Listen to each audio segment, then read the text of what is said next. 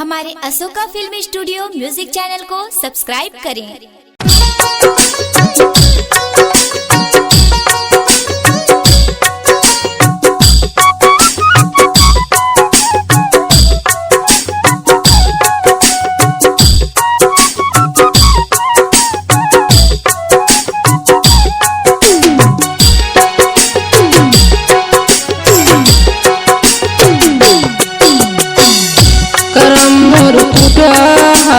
रे संगवारी करम मोर फूटा बिना करम मोर फूटा रे संगवारी करम मोर फूटा बिना काली के हवे किस्मत में विधाता सुख नहीं पाए जिंदगी मां करम मोर फूटा रे संगवारी करम मोर फूटा बिना करम मोर फूटा रे संगवारी करम मोर फूटा बिना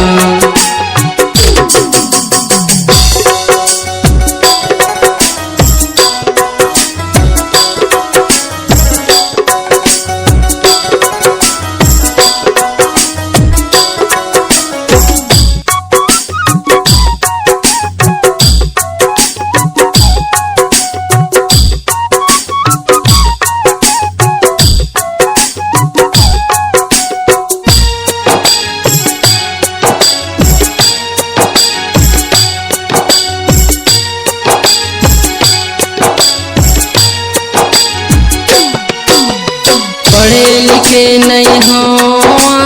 सोच लोगे भारी पूरी के चक्कर माया के भोगत हो संगवारी पूरी के चक्कर माया के भोगत हो संगवारी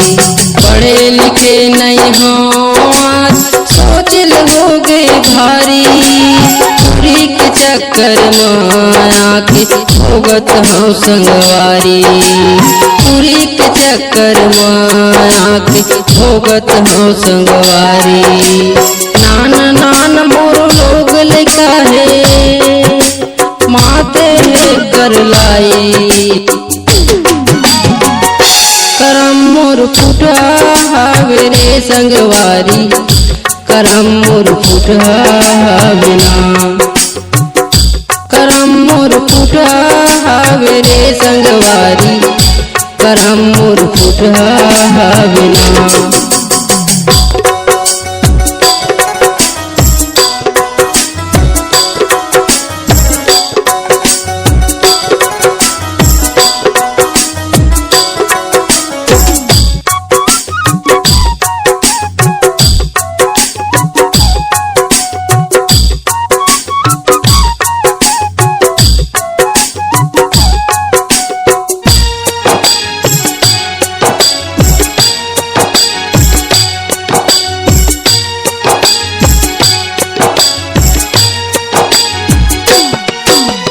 कैसे जीवो खाबो कमाबो आँखी हो गए अंधियारी थके हरे मैं घर माया थक पाई देख गारी थके हरे मैं घर माया थक पाई देख गारी कैसे जीवो खाबो कमाबो आँखी हो गए अंधियारी कैसे जीवो खाबो कमाबो आँखी हो गई अंधियारी थके हरे मैं घर माया आई देत गारी नान नान मोर लोग लिखा है माते कर लाई करम मोर फूटा रे संगवारी करम मोर फूटा बिना करम मोर फूटा रे संगवारी करम मोर फूटा बिना काली के हवे किस्मत में विधाता सुख नहीं पाए जिंदगी मां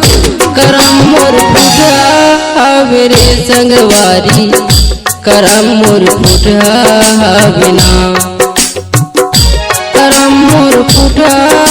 रे संगवारी करम मोर फुटहावे ना करम मोर फुटहावे संगवारी करम मोर फुटहावे ना करम मोर फुटहावे रे संगवारी